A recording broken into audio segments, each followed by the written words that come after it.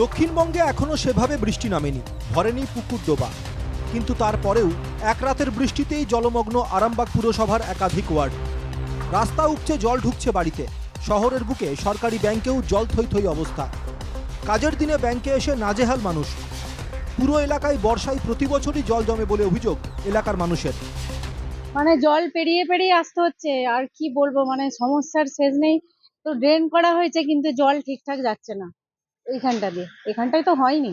জল প্রচুর জল এইখানে, মানে একটুখানি জল হলেই জল জমে, একটুখানি জল হলেই জল জমে, যাওয়া যায় না।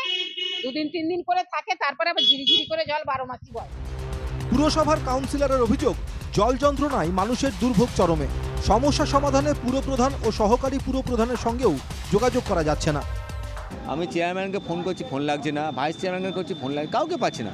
তো নিরুপায় হয়ে আমরা সকলে মিলে কিছু সাফাই কর্মীকে ফোন করলাম, আমি আমার সাফাই বিভাগে যারা তাদেরকে ফোন করলাম, ফোন করে কিছু মানুষকে পেয়েছি, তারা এসছে, যত তাড়াতাড়ি পারে সমস্যার সমাধান করার চেষ্টা করছি আমরা। বিজেপির অভিযোগ, আরামবাগ পুরসভা চালাতে ব্যর্থ শাসক দল। তাদের একমাত্র কাজ হলো কাটমানি আদায় করা।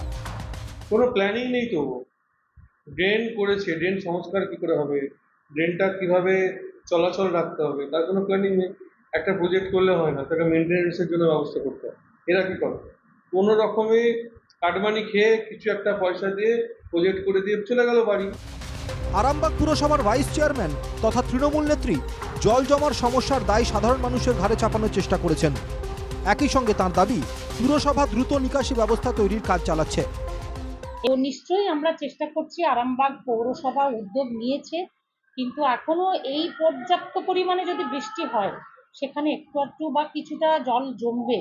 এইটাতে কিন্তু মানে রাতারাতির মধ্যেই ড্রেনেজ সিস্টেমটাকে কিন্তু কিছু করা যাবে না। তবুও আমরা প্রচুরভাবে চেষ্টা করছি। শহরে নিকাশি ব্যবস্থা নিয়ে শাসক দল ও বিরোধী দলের মধ্যে কাজিয়া চলছে। তৃণমূল ও বিজেপির এই চাপানুতরে ক্ষুব্ধ পুরবাসী। তাঁরা চান দ্রুত এই সমস্যার সমাধান করুক পুরসভা। হুগলির আরামবাগ থেকে তুহিন পাত্রের রিপোর্ট, NKTV বাংলা।